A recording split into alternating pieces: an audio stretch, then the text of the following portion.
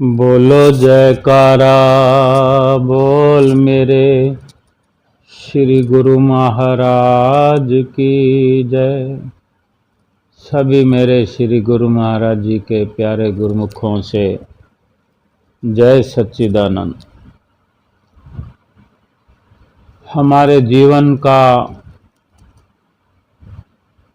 परम लक्ष्य संतों महापुरुषों के नज़रिए से तो यही है कि जीव आत्मा को 84 लाख योनियों के बंधन से आज़ाद कराना है। ये हमारे इस मनुष्य जीवन की सबसे बड़ी उपलब्धि है। मांग तो यही लेकर आए हैं हम इस दुनिया के अंदर, प्रभु से यही याचना प्रार्थना करके कि हे प्रभु, हे ईश्वर, मुझ पर उपकार करो कि मुझे एक अवसर बख्श दो मनुष्य जीवन का, कि मैं जो जन्म जन्मांतरों से दुख उठा रहा हूँ, हमेशा हमेशा के लिए अपने आप को उन दुखों से आपकी मदद से इस मनुष्य जन्म को पाकर मैं आज़ाद हो जाऊंगा, अपने आप को दुखों से छुड़ा लूँगा और प्रभु आपसे बिछड़ा हूँ, आपसे ही आकर मिल जाने की तमन्ना है, दया करो। फिर क्या कमी है प्रभु के चरणों में, प्रभु की इस कायनात में? दया ही दया तो है, एक दया ही तो है जो भगवान बरसाते हैं। लेकिन इतनी असीम दया हो जाने पर, मनुष्य का जन्म मिल जाने पर, फिर से हम अगर गलती कर बैठे, इंसान ये गलती कर बैठता है कि भूल जाता है अपने ही किए हुए कौल को, अपने ही किए हुए वादे को अगर हम भुला दें, कितने दुख की बात है। अगर हमें कोई याद कराता है कि तुम फरियाद कर कर के आए हो और हमें इस बात पे यकीन हो जाए कि वाकई हम फरियाद कर कर के, विनतियां कर कर के, मन्नतें मान मान करके इस मनुष्य जीवन में आए हैं, हमें इस बात पे यकीन हो जाए कि ये सच है, और फिर ये हम गौर करें अपने व्यवहार पर, अपने जीवन के जो नित्य प्रति के हमारे चाल चलन हैं, जो हमारी प्रतिक्रिया है, हम किस ओर अपने मनुष्य जीवन को ले जा रहे हैं, तो हमें इतना दुख होगा कि हम पश्चाताप भी नहीं कर सकते, हम पछतावा करने के भी काबिल नहीं हैं।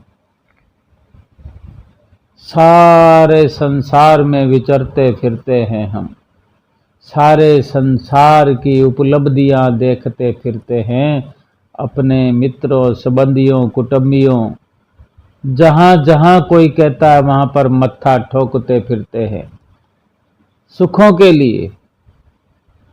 सुख तो कुछ एक अलग ही है जो हम फरियाद करके आए हैं, जिस सुख की तलाश के लिए मनुष्य जन्म लेके आए हैं, सुख तो हमारे अंदर से वही पुकार आज भी हो रही है कि सुख तो हमें वो चाहिए, लेकिन अपने वादे से भूल गए हैं, फिर गए हैं और मोह माया में घिर गए हैं, तो किन्हीं और ही सुखों की तलाश में लगे हुए हैं। छोटे छोटे सुख, शरीर के, संसार के क्षणभंगुर सुख, जिन सुखों की कुछ औकात नहीं, कोई बिसात नहीं, जिन सुखों को पा लेने का कोई फायदा नहीं। अगर जीवन में 1 करोड़ भी सुख प्राप्त कर ले तो भी कोई फायदा नहीं।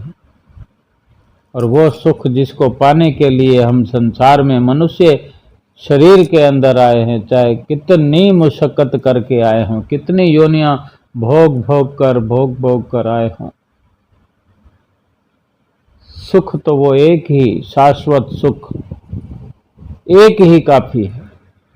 उस सुख के सामने सृष्टि के सारे सुख फीके हैं, बेकार हैं, नश्वर हैं। संसार के अंदर कोई भी हम अपने तजुर्बे से अपनी नजर दौड़ाएं, कोई भी ऐसा है जो हमें सुखी कर सकता है? कहीं से हमें सुख प्राप्त हो सकता हो? कोई दुकान हो ऐसी, कोई कंपनी हो ऐसी, कोई गोदाम हो ऐसा, कोई भंडार हो ऐसा जहां से हमें सुख प्राप्त हो और हम तृप्त हो जाएं, हमें लगे कि हमने जीवन का लक्ष्य प्राप्त कर लिया है? कोई माल मिल्कियत, नोटों की गड्डियां,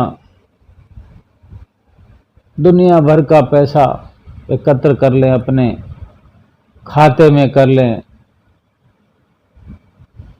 क्या उससे सुख मिल सकता है?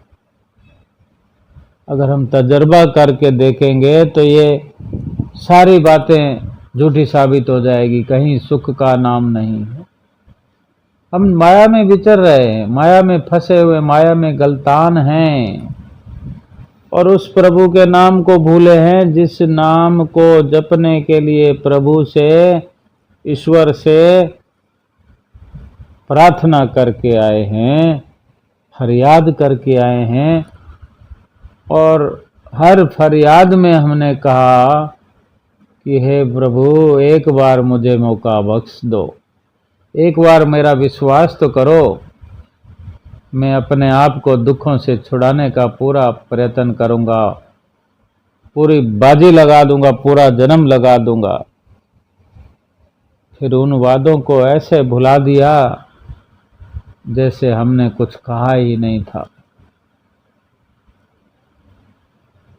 दुनिया के अंदर जब हम पर विपदा पड़ती है, जब दुख होता है हमें, जब किसी मुश्किल में, परेशानी में होते हैं, मुश्किल और परेशानी वो होती है जो जिसमें सब साथ छोड़ देते हैं।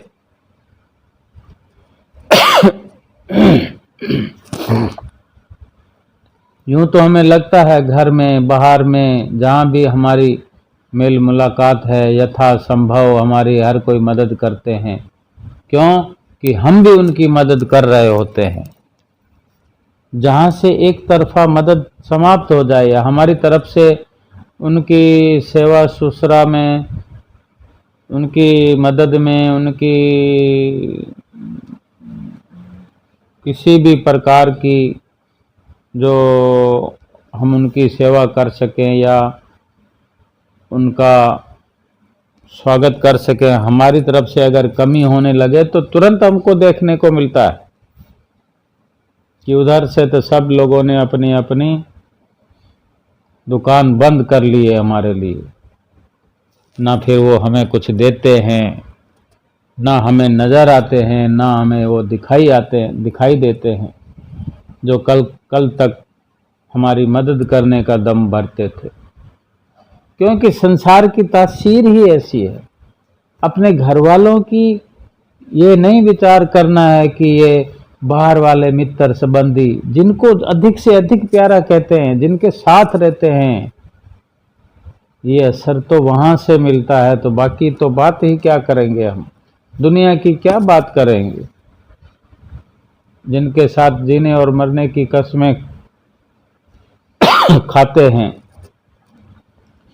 वहां से भी हमें कोई मदद नहीं हो पाती। एक वक्त ऐसा आ जाता, जैसे हम महारानी द्रौपदी का वो वृत्तांत अगर लें, बहुत लंबी चौड़ी कथाएं हैं, हम छोटा सा एक याद कर लेते हैं। आप सब जानते हैं, आपको कोई बताने की, कहने की जरूरत नहीं है, केवल हम सब मिलकर याद करते हैं। मुझे भी याद करने की जरूरत है, आपको भी याद करने की जरूरत है। संत महापुरुष हमें समझाने के लिए ही सत्संग में ऐसे चुन चुन कर वृत्तांत रखते हैं कि हमें समझ आ जाए और अभी इसी वक्त हमारी जिंदगी का कांटा जो है बदल जाए, जो सफर का रास्ता है वो रास्ता बदल जाए। जब विपदा पड़ी द्रौपदी पर, कैसे कैसे योद्धा थे उसके साथ में जीवन को जीने के लिए, जो कितना दम खम रखते थे अपने अंदर। भीम, अर्जुन, नकुल, सहदेव और युधिष्ठिर, कितने कितने कितने हाथियों का बल एक एक व्यक्ति में था। सब की ओर निहारा, कोई काम आया? और भगवान के फरियाद के बाद भगवान आए और उन्होंने दुख हर लिया। फिर भी द्रौपदी ने उल्हाना दिया कि भगवान आप आए तो सही, लेकिन बड़ी देर से आए, थोड़ी देर से आए। तो भगवान भी हाजिर जवाब होकर कहते हैं कि द्रौपदी, तुमने हमें पुकारा तो सही, याद तो किया, लेकिन थोड़ी देर से किया। यानी पहले सब की ओर वो देखती रही कि वो मुझे बचाएगा, वो मुझे बचाएगा, भीम बचाएगा, अर्जुन बचाएगा, युधिष्ठिर बचाएगा, नकुल और सहदेव बचाएंगे। कोई धनुर्विद्या में माहिर था, किसी में कई हाथियों का बल था, यानी इतने इतने बलशाली योद्धा थे, लेकिन कोई नहीं बचा सका। और जब भगवान को बुलाया, भगवान को याद किया, तो तुरंत सारा बहार हर लिया। क्यों नहीं पहले भगवान को हम याद करते? क्यों नहीं पहले भगवान को ही बुला लेते हम? क्यों संसार पर इतना अडिग विश्वास करते हैं जो कुछ नहीं कर सकता, जो स्वयं दुखी हैं, जो स्वयं अपनी मदद नहीं कर सकते, वो हमारी मदद कैसे करेंगे? व्यवहार के लिए, जीने के लिए, साथ उठने बैठने के लिए ठीक है व्यवहार करना चाहिए, एक दूसरे की मदद करनी चाहिए, करवानी भी चाहिए। लेकिन क्या भगवान के मुकाबले पूरा संसार भी मिलकर हमारी मदद कर सकता है? नहीं। वो एक उम्मीद हर वक्त हर पल अपने अंदर केवल और केवल प्रभु के साथ रखने चाहिए। प्रभु, संत, सतगुरु, वक्त के परिपूर्ण महापुरुष जो हमारे जीवन में हमारी जीवन की धारा बदलने के लिए तैयार हमारे साथ बैठे हुए हैं, हमारे साथ ही हैं, हमारे रोम रोम में हैं। लेकिन हमें फुर्सत मिलेगी तभी हम देख पाएंगे, उनके बारे में सोच पाएंगे। और फुर्सत तो है, लेकिन हम फुर्सत निकालना ही नहीं चाहते, तो ये सब संभव नहीं है। एक परिवार था, तो वो कोई दुख परेशानी थी, जो कोई कारणवश उनका कोर्ट में केस चल रहा था, तो वो केस हार गए थे कोर्ट से। उनके खिलाफ फैसला आया, उस परिवार के खिलाफ फैसला कोर्ट ने दिया। और वो रो रहे थे, एक समय उनके रोने की आवाज़ आ रही थी। तो उसके आस पड़ोस में रहने वाला परिवार जो था, उसमें एक बच्चा, समझदार बच्चा, अपनी माँ से पूछता है, माता ये क्यों दुखी हैं, क्यों रो रहे हैं, क्या हुआ है इनको? बच्चे इतना तो समझते ही हैं और समझदार होते हैं, तो कि वो भी परिवार है जैसा हमारा भी परिवार है, वो रो रहे हैं, हमें कोई परेशानी नहीं है। तो माता कहती है, बेटा ये कोर्ट में ना इनका केस चल रहा था, केस हार गए, कोर्ट ने इनके खिलाफ फैसला दिया है, इसलिए वो दुखी होकर रो रहे हैं।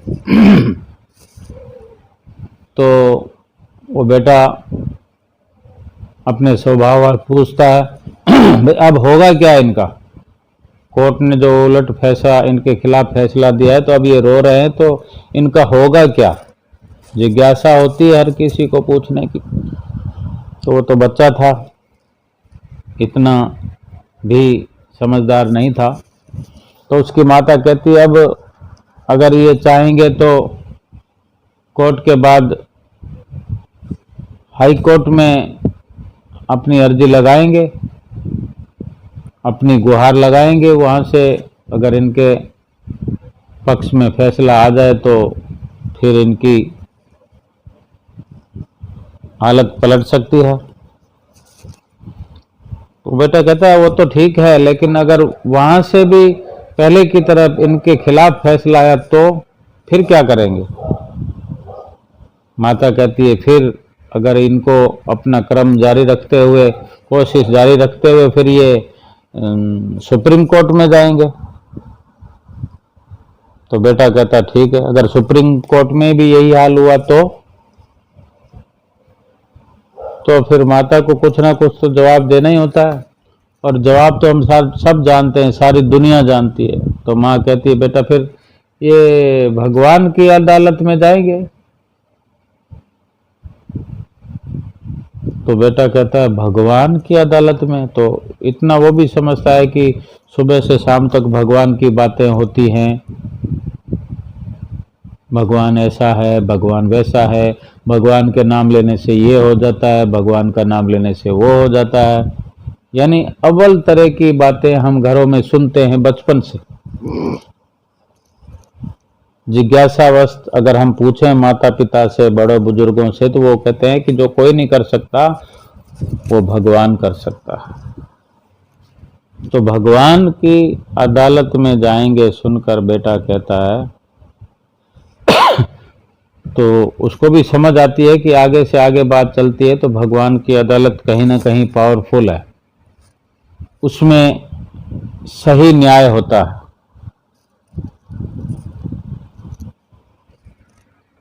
तो वो कहता है फिर भगवान की अदालत में ही जाना था तो फिर इतना समय खराब करने की क्या जरूरत है। फिर कोर्ट में गए, सुप्रीम कोर्ट में गए, हाई कोर्ट में गए, भटकते रहे और दुख उठाते रहे और अपने खिलाफ फैसला करवाते रहे। पहले ही क्यों नहीं ये लोग भगवान की अदालत में चले गए, माता से पूछता है वो। यानी उसको थोड़ा यकीन होने लगा कि भगवान की अदालत में तो उसका फैसला हो जाएगा, उसके खिलाफ नहीं बल्कि उनके पक्ष में फैसला होगा, और भगवान के भक्तों का मान तो भगवान रखते ही हैं। अब ये जो कहानी जहाँ से आई है, जहाँ जिसने लिखी है, इसको विराम दे दिया है, लेकिन एक संत मत के नजरिए से इस कहानी को 1 मिनट के लिए और बढ़ाते हुए संतों महापुरुषों का ये मत है कि वो बच्चा फिर पूछता है कि अगर भगवान की अदालत में कोई कमी पेशी रह गई और फैसला खिलाफ आ गया तो माता कहती है बेटा फिर तो श्री आनंदपुर दरबार की अदालत है, जहां पर परिपूर्ण संत सतगुरु सिंहासन पर विराजमान होते हैं और नित्य प्रति अपने भक्तों के हक में फैसला देते हैं। जो भगवान कार्य नहीं कर सकता, वो संत सतगुरु के रूप में जो परमेश्वर नर रूप में नारायण हैं, श्री गुरु महाराज जी, उनका दुख हरते हैं और उन्हें खुशियों से माला माल करते हैं। श्री आनंदपुर दरबार में हर दुख मिटाए जाते हैं